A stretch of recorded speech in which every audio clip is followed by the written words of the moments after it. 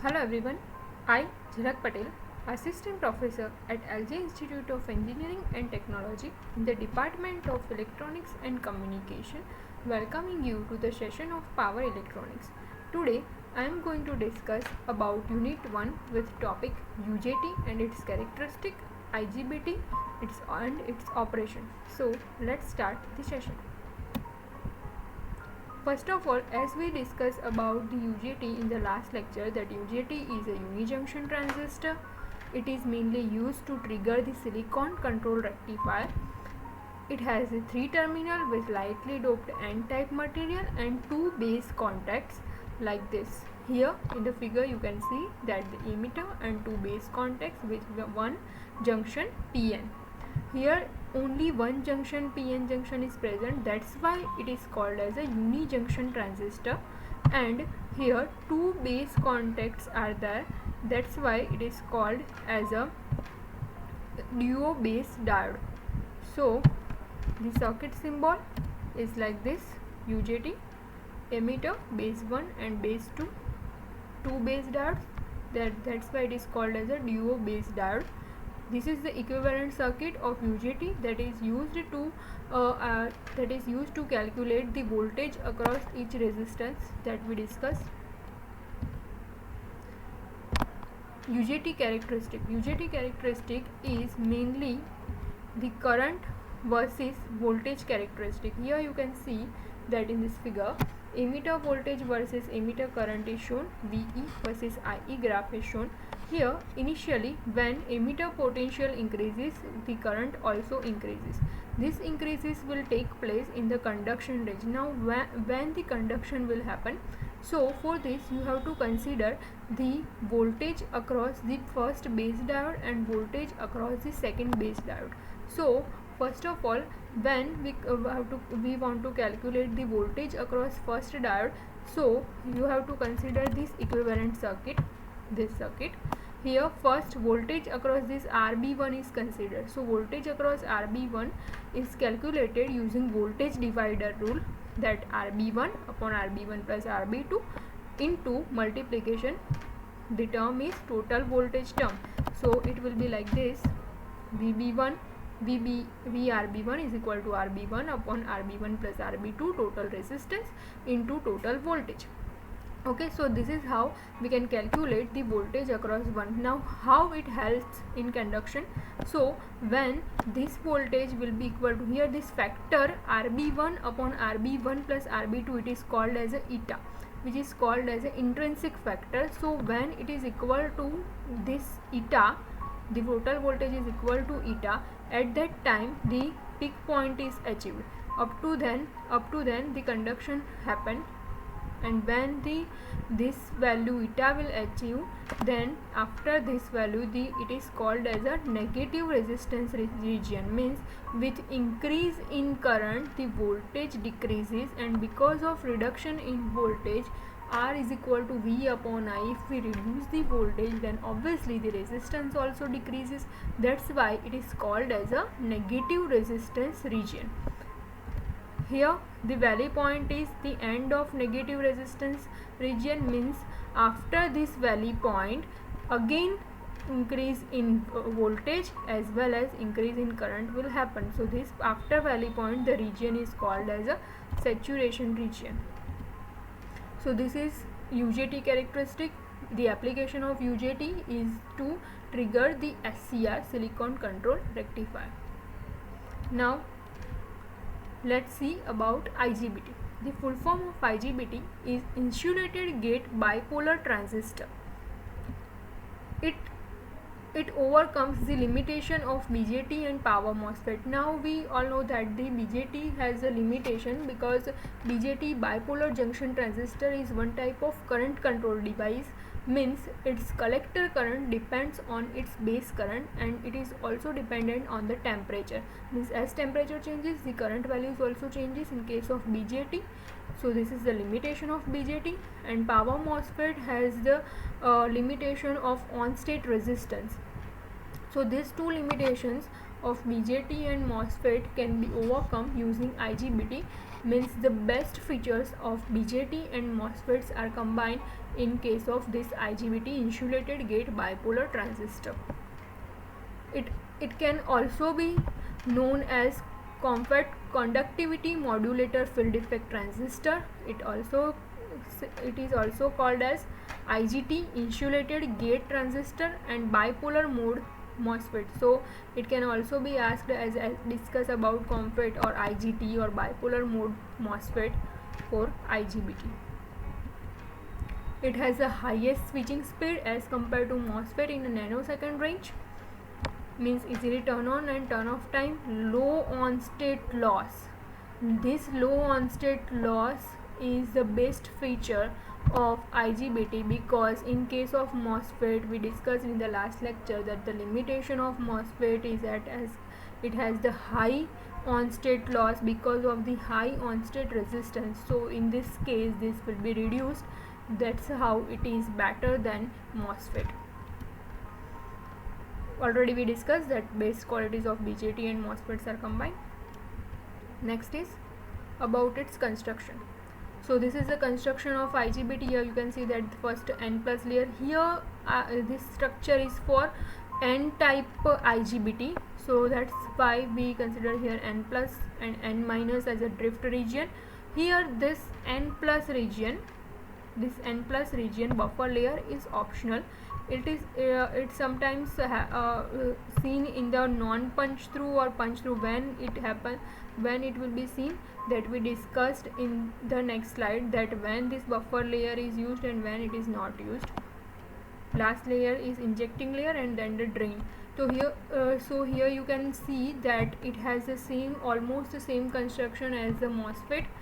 So again, like MOSFET, it has a vertically oriented structure. Because of it, the area will be reduces, also the current reduces. Here difference between MOSFET and IGBT is due to the on-state resistance that I already discussed in the last slide. Here role of N minus layer is it can be used as a drift layer, and over here the N plus layer is used as a buffer layer.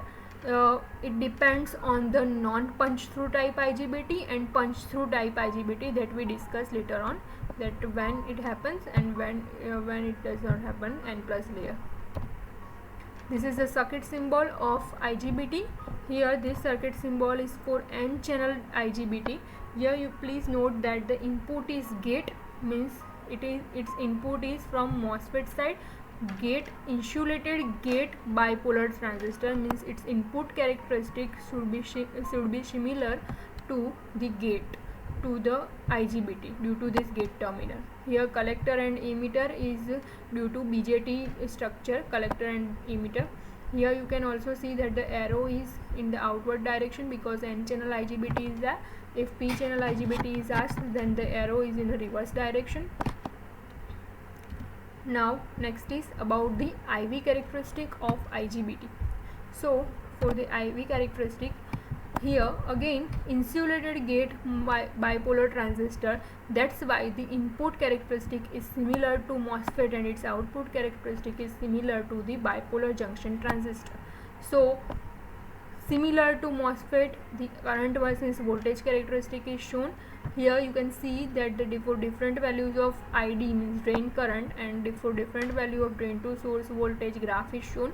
Here you can see that for different values of gate to source voltage, as gate to source voltage increases, over here you can see that for 3 volt drain current is less. After that, if we increase the VGS, then it also increases the drain current over here. So IGBT is voltage control device with insulated gate. So this is the biggest advantage of IGBT over BJT, that BJT is a current control device and IGBT is a voltage control device because it is insulated by gate. ID versus VDS graph. Here the VDS is at avalanche breakdown, that's why the power dissipated in the device will be very large, so it can be overcome using this structure IGBT. So breakdown is less in this case compared to the BJT and MOSFET. Next is types of IGBT. First type of IGBT is non-punch through type IGBT. Here we discuss this punch through and non-punch through IGBT depends on the layer of N plus. Here N plus layer, in the construction we have seen that the N plus layer is nothing but the buffer layer. So when this N plus layer is absent, then it is called as a non-punch through IGBT, and when this N plus layer, means when buffer layer is present, then it is called as a punch through IGBT. Let's see the different features of it. Here for non-punch through IGBT, the structure is like this: P plus, N minus and P plus layer. Here you can see that between P plus and N minus there is no N plus layer present in between, means buffer layer is absent in case of non-punch through IGBT. Now what will happen?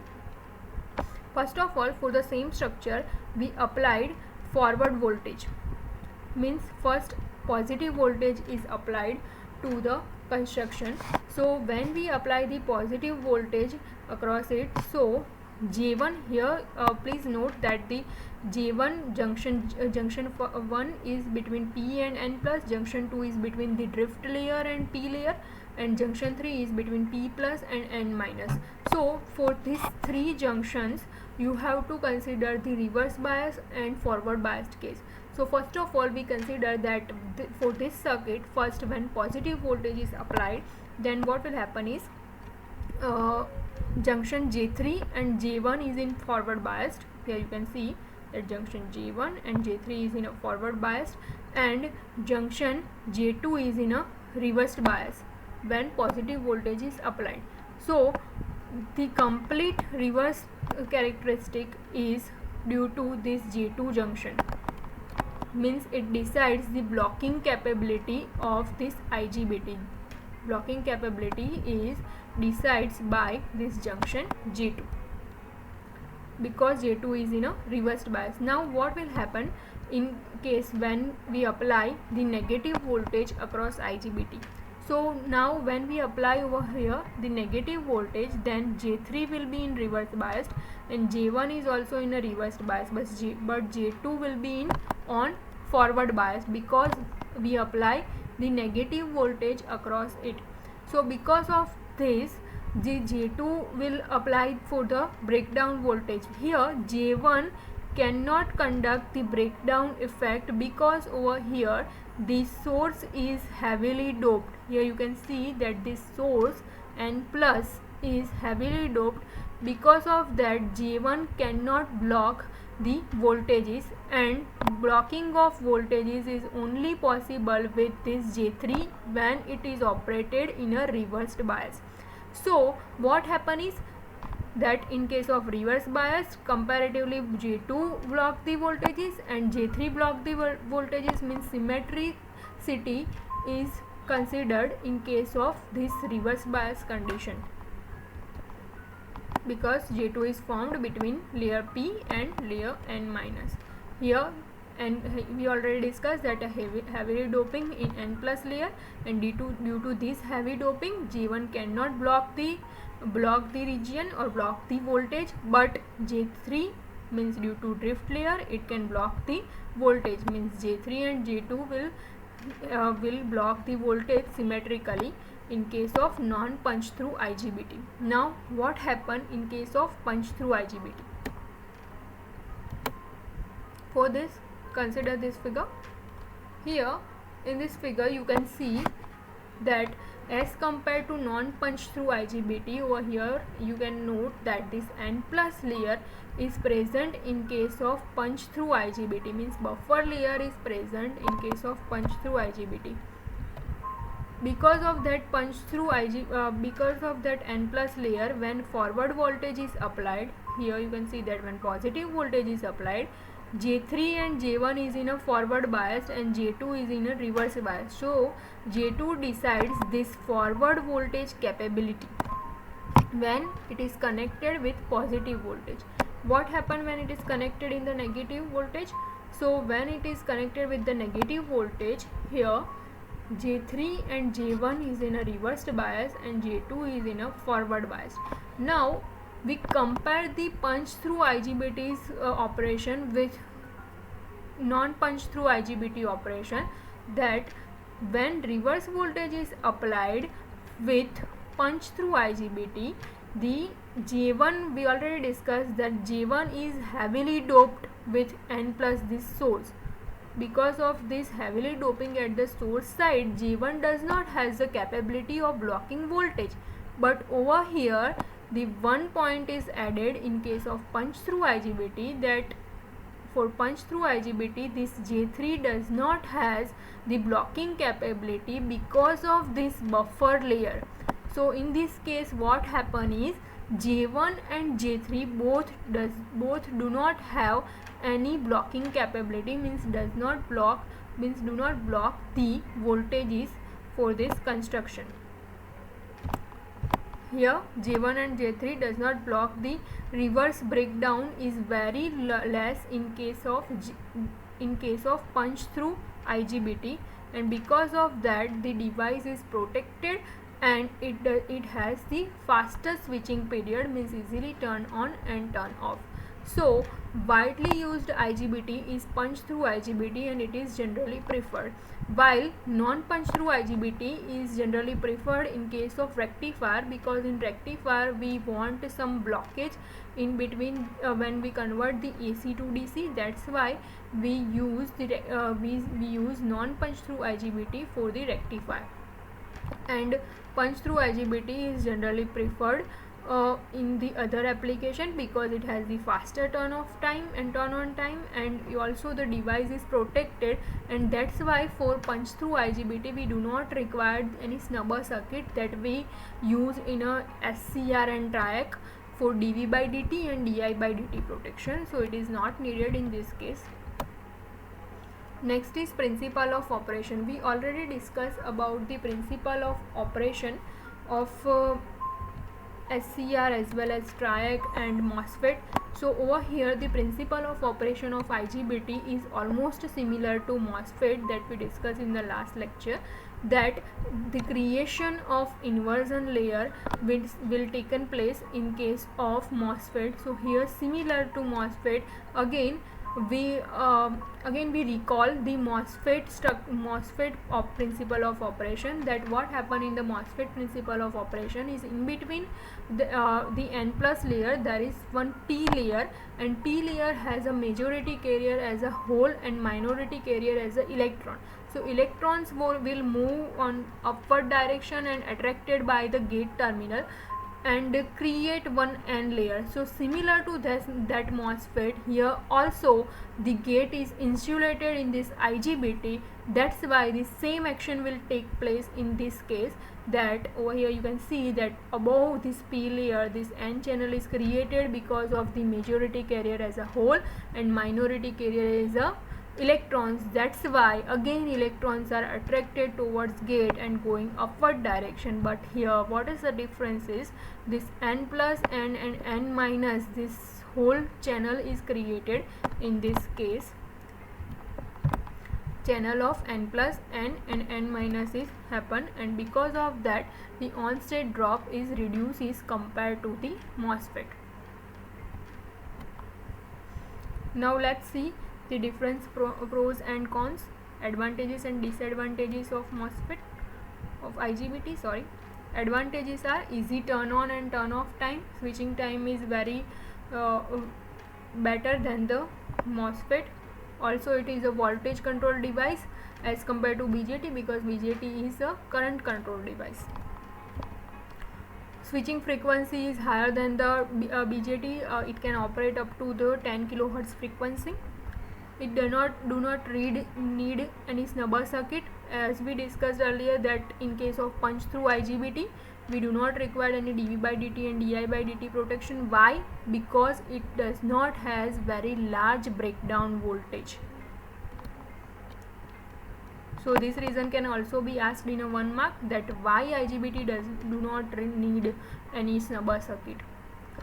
It also has some limitations because of asymmetric blocking capability. We already discussed in the punch through and non-punch through IGBT that according to forward bias and reverse bias condition it has the blocking capability, means blocking capability continuously changing depend on its biased Next is excessive power dissipation can take place at time of turn off. So this will happen only at the non-punch through IGBT, where the sub circuits may be required because of this excessive power dissipation, but it is only required for non-punch through. If we use the punch through, then it is not needed. So these are the advantages and disadvantages of IGBT. If you have any queries, you can WhatsApp me or email me at my email ID. Thank you for watching.